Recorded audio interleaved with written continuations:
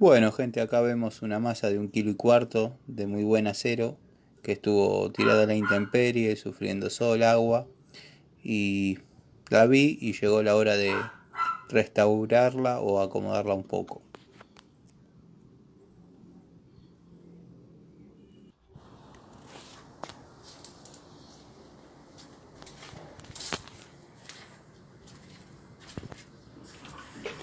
Bueno, en esta parte del video vemos cómo la empiezo a pulir con un disco flap ya desgastado.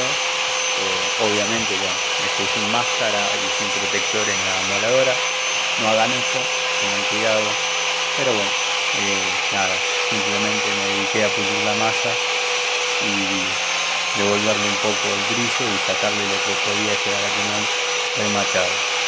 Con un disco flap gastado y un poquito de grasa, como para no rayar el material.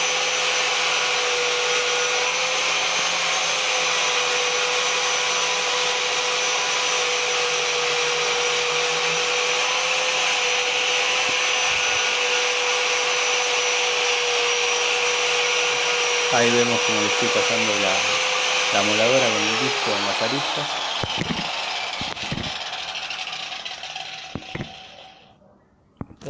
Sonrisa. Bueno, ahí la tenemos más o menos terminada. Tampoco quería sacarle el envejecimiento de la herramienta, ya que habla mucho.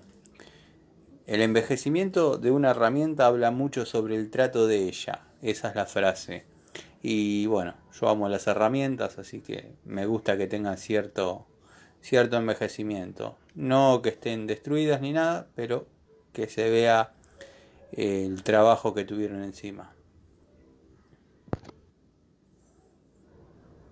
Bueno, en esta parte ya vemos cómo queda con su cabo puesto. Todavía no lo terminé de encavar. Me faltaba hacerle la muesca para meterle la clavija o la traba. Y nada, pero quedó como una masa nueva prácticamente, así que muy contento y ya no sale a trabajar, está guardada.